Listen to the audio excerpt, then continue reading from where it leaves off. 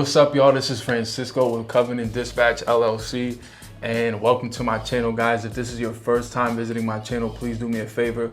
Right under this video, hit that subscribe button, hit that like button also, so that this video can reach more people and help those that are looking for this kind of content. And lastly, hit that notification bell. That way you can be alerted for when we do post future videos. So today, we're gonna do an interview with a freight dispatcher.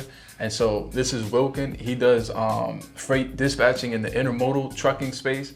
And so basically what intermodal trucking is loads being shipped through a container through multiple modes of transportation. So hence the term intermodal. So it might come in from, like, let's say China on a ship, and then eventually comes to the port, and then in a container, and then a trucker goes to pick it up at a port, which Wilkins can elaborate a little bit more on throughout the interview. So we're just gonna jump right into the questions real quick.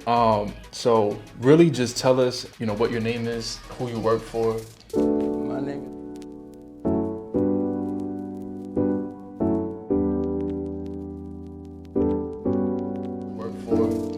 My name is Wilkins. I work for Rose Intermodal Logistics, intermodal company established over 35 years ago. I'm the operations manager, currently handling 15, 16 drivers on a daily basis, just dispatching, communicating back and forth with customers and so forth. So if you could, because I think this will add good quality for people who are watching, talk a little bit about like what your life was like as far as like working before getting into freight dispatching, even actually more specific, your experience in the warehouse industry and how that kind of like helped you when you eventually transitioned into freight dispatching. Well, I mean, majority of my life I've been warehouse worker, from packaging to shipping, receiving, then loading, unloading, picking, everything you could think of in the warehouse industry. It's basically where I've been at. Then I transitioned into intermodal trucking, which gave me it gave me more easier insight on how everything operates when it comes to the operation parts of it, because coming from in the warehouse, and then now moving forward to dispatching and just knowing the ropes, the hoops, and it made it so much easier just to put everything together when it came to dispatching and just learning the trucking part of it. Yeah, I feel like, because there's a lot of you that watch this, and I'm sure some of you like work in warehouses now. You might be like a forklift operator or maybe like shipping manager. I got a lot of people on my Instagram because of ads and stuff. They come from that like background. So the reason why I asked that is because I feel like it kind of gives you an upper hand in a way, because it gets you're kind of familiar with the industry, at least to some degree, before you like jump into it, and you're kind of putting yourself in the shoes of people who are in the shipping department, whether it be like the people who are dealing with truckers every day and stuff like that. So yeah, I feel like that's definitely key. So kind of walk us through, if you could, like what the day-to-day, what an average day looks like as a freight dispatcher in the intermodal space, like how you might prep for loads and like conversations with customers, and what your goal is for the day. Like, okay, I'm trying to get these amounts of trucks dispatched, and you said you had like 20 trucks or so?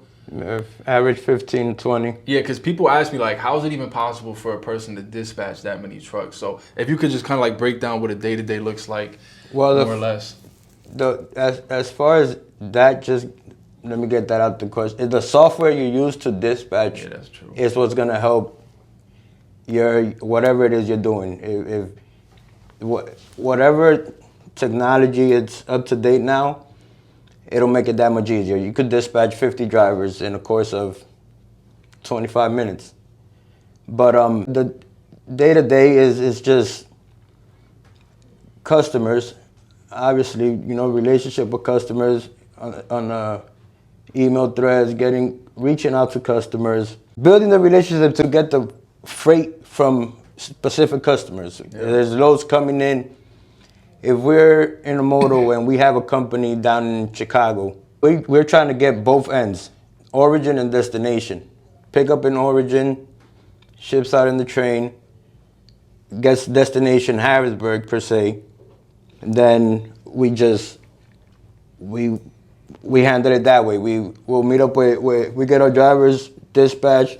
They're in and out the rail multiple times a day, and then. So you're dealing with more or less like what we consider like dropping hooks, right? So like the drivers are just kind of like going to the rail versus like going on the load board and finding like dry-van freight, booking them day per day on the load board. You kind of more or less dealing with just shippers. I mean customers that are out of the rail yard, basically. We're not on the load board. We already have those relationships established with customers that they'll automatically just send us a work order. Perfect. From point A to point B, and then so forth. And deliver a load anywhere, wherever it is delivering, pick up a load, bring it right back into the rail, and the driver continues on. They go on about their day, just back and forth in and out the rails. So that kind of leads then right into the next question, because talking about customers and talking about people that you deal with, like from the driver to the customer to like anybody that you communicate with day to day, how important is it? How important is your relationship between the customers, the drivers, or just people that you deal with every day? And the reason why I ask this is because a lot of people when they get into the trucking, or not a lot of people when they get in, but people who don't know much about the trucking industry, when they get into it, they see there's a lot of unprofessionalism, truckers that, old school truckers that, like are stuck in their ways, so to speak. And so like how important are building those relationships with the customers, with the drivers? Can you meet them at their level of maturity, like acting, talking to them a certain way, like basically relationships? That goes a long way all around the board, from the customer down to the driver. You're the middleman trying to please them both. You have a customer that's trusting you with their freight, but then you also have this driver that's just basically, like he said, just stuck in their old ways and just dirty mouths and just nasty. Yeah. I mean, you got to figure out how to work your way to kind of build that healthy relationship with him, but at the same time, you also have to be firm because you have your obligations to that customer. Yeah. So it's just a matter of figuring out how to balance it. The customer is always, at the end of the day, the customer is always going to have the right of way. Because without the customer, the driver don't have the freight. We don't have the work. Yeah. So it's very, extremely important that before anything, you always remember the customer is the person. Although your driver, yes, you do need to satisfy your driver as well. So sometimes the customers don't want to hear that, but sometimes you also have to fight for your driver because your driver is the one that's basically delivering their loads, and your job is to feed your driver. And if your driver is not happy, then you're gonna have yourself a problem. Yeah, that's good. Yeah, it's true. So then, and you talked about, of course, like how key that is, having that relationship built up. So what would you say is like, because you've been doing this for how long? 7 years. Going on 7 years. What? Tomorrow's my anniversary, actually. Tomorrow's your anniversary, 7 years? Wow, right on time.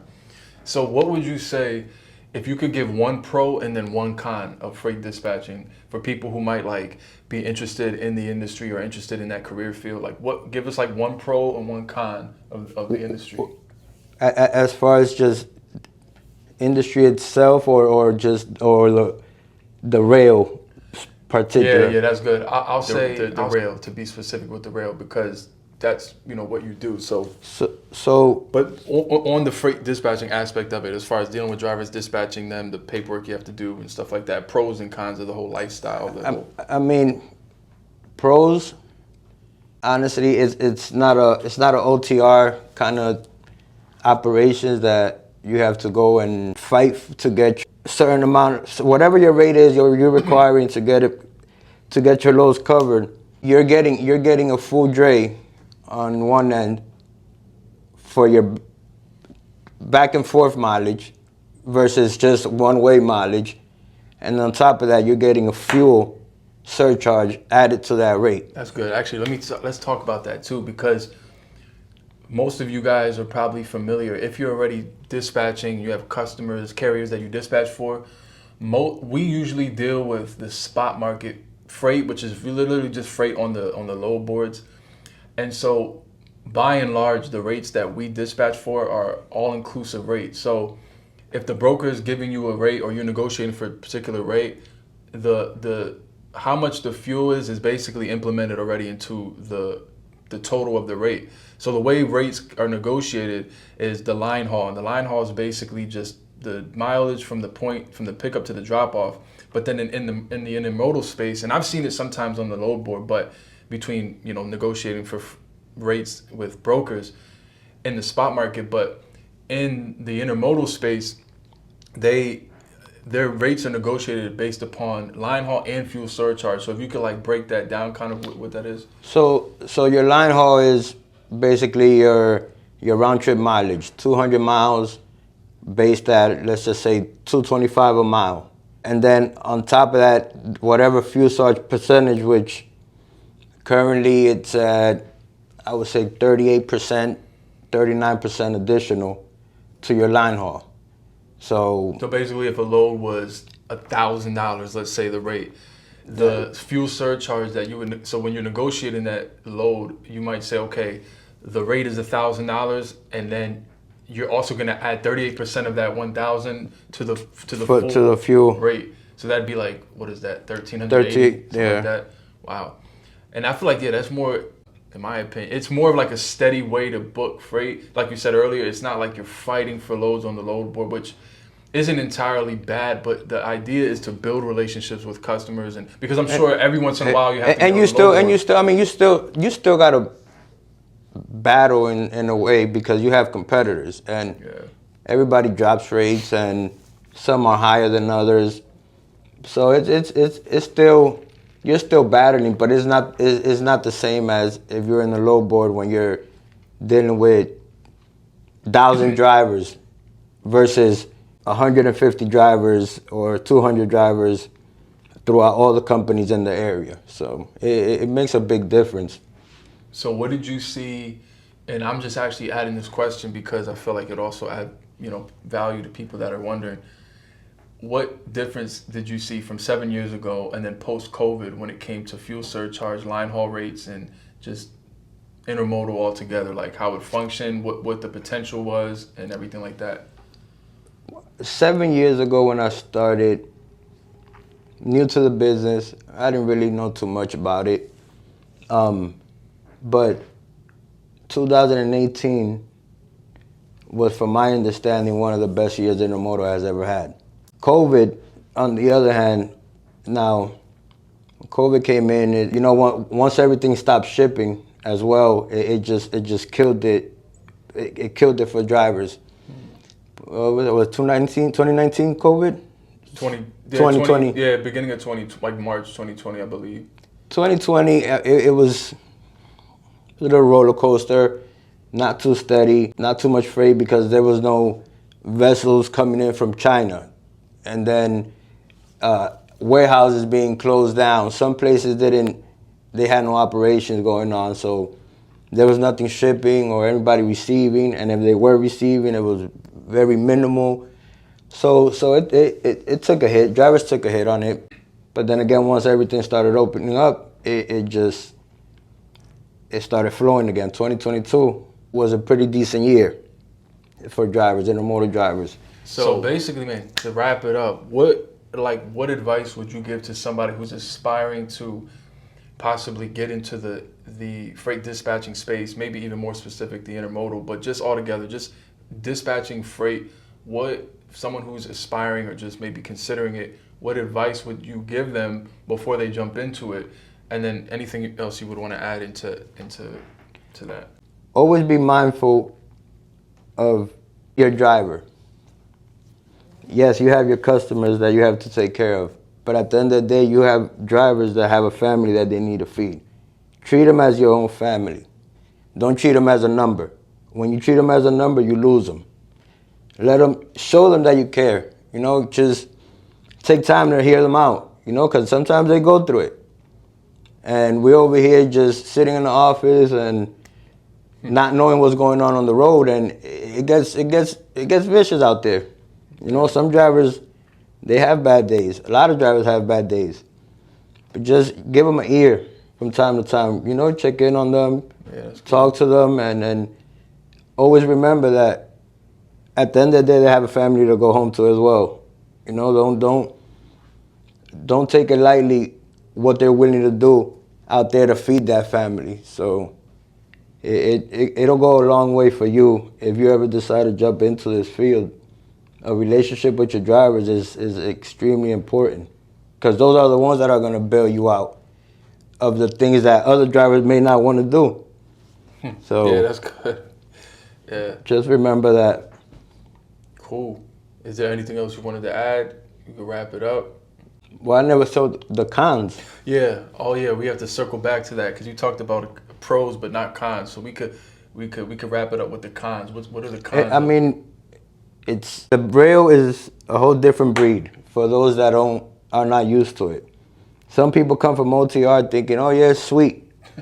They come into the rail and it's not as sweet as they thought. Because sometimes you're coming out at 3 o'clock in the morning to go pick up your load in the train, and it's still sitting on the train, not mounted on wheels. So therefore the driver loses out a day, and then he's going home pissed off at everybody, when at the end of the day, I mean, sometimes we don't have control of it. So it's just things like looking for a container, knowing the system. Because when you have thousands of containers there, all the same color, it gets frustrating for a driver running around up and down aisles in the rail and just slowly looking at numbers, and something happens at the rail, a tire problem or brake lines, and there's all kinds of issues that randomly arise that drivers aren't ready for, and then they just get frustrated. It's like, I just wasted my day sitting at the rail for a couple hours. So it's definitely challenging for those who first come into it. But like everything else, I mean, practice makes perfect. Once you continue to do it, it's easy. I have drivers that'll go in 5 minutes, they're in, find their container, and they're out. I had a driver one time, he quit. He was at the rail for hours looking for a container, he couldn't find it. So those are the things that you gotta be mindful of when you decide if you jump into this, and just hear the drivers when they go through that frustration, because it happens. So what's the craziest day you ever had? And I'm talking about like something that where you were kind of like, this is crazy. Like, not that you wanted to necessarily give up, and I'm sure that probably happened during like your beginning stages, but talk about like a bad hiccup that happened as a freight dispatcher, like what you learned from it. Well, I mean, in our case, when it snows, and then it just trickles down. So you have 20 loads planned for today, 30 loads for tomorrow, but last night we got 8 inches of snow. So drivers don't want to come out. Customers don't want to understand that. They don't care because they want their freight moved. So then I have to reschedule 20 loads from today, and then I have another 25 loads for tomorrow that they want me all to just get it all piled up and deliver it. It's hard. It's not as easy as they may think it is. So when you get that pressure, customers come down and they lay down the pressure. The people you work with, it definitely helps, because in the office setting, and there's back and forth and bickering, there's no unity amongst each other, then it is gonna be horrible. So, well, guys, I'm gonna wrap this up. My guy, good looking for pulling up and doing this. Yep. Guys, I hope this information was valuable to you. Let me know what you guys think in the comments. Sometimes I get truckers on here and they'll give their little comments. Put your comments, put your thoughts or whatever in the comments section. If you like this quality style content, interviews with dispatchers, truckers, and all that good stuff, let me know. I'm gonna put more of them out there. But other than that, guys, like I said, remember to hit that like button, hit that subscribe button if you like these kinds of videos. Other than that, I'll see you guys in the next one.